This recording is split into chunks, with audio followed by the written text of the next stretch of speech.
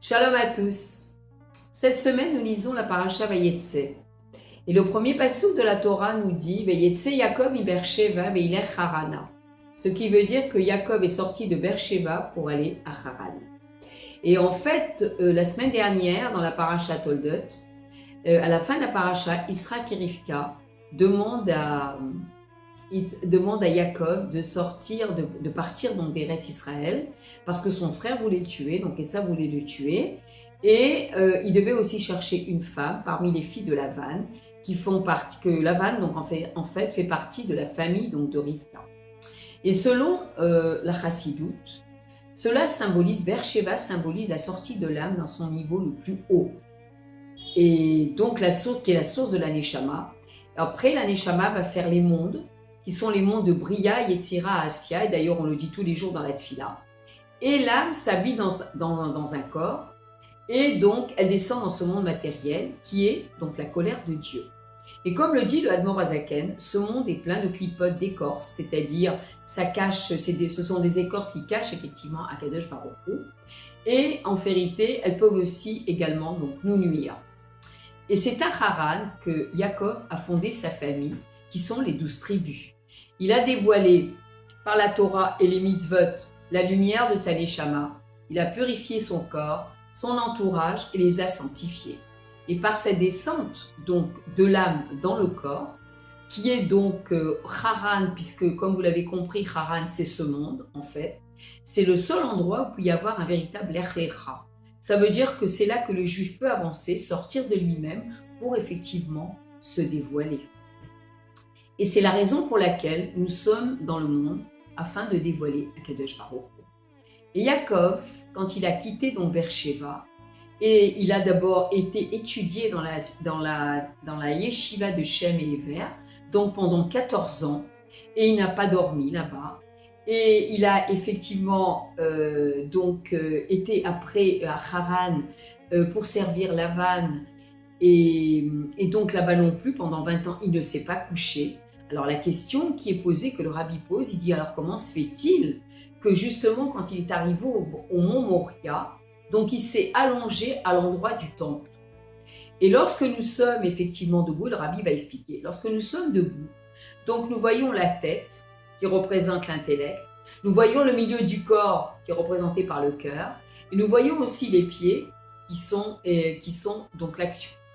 Et lorsque nous sommes allongés, la tête et les pieds sont effectivement au même niveau. Cela est considéré comme une très grande descente, mais cela peut exprimer également une très grande élévation.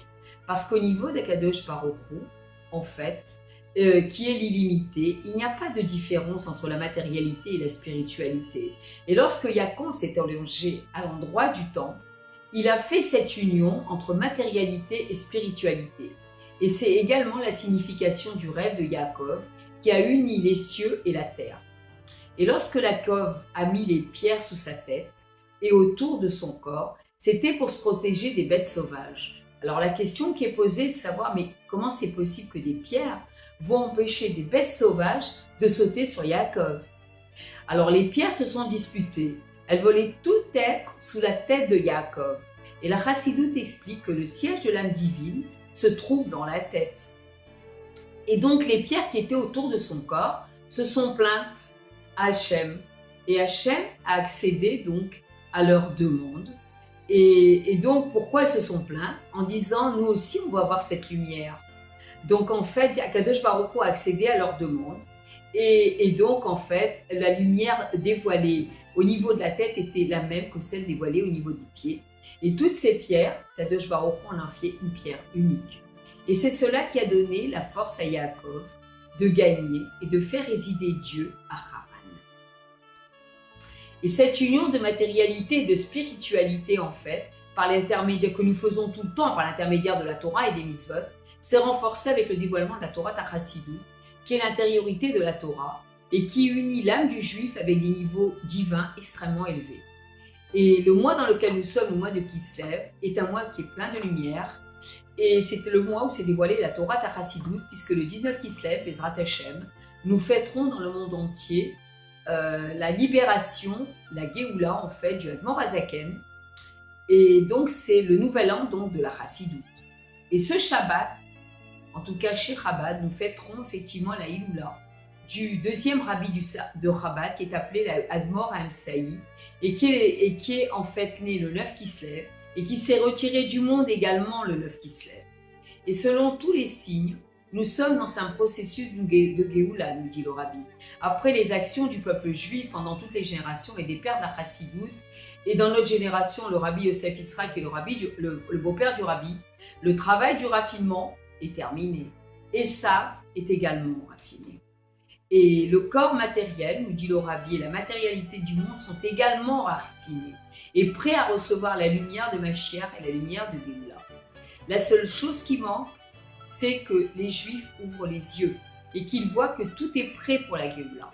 Et le rabbi Melach HaMashiach nous dit que la table est prête. Il y a déjà le Léviathan et le Shorabar et le vin conservé.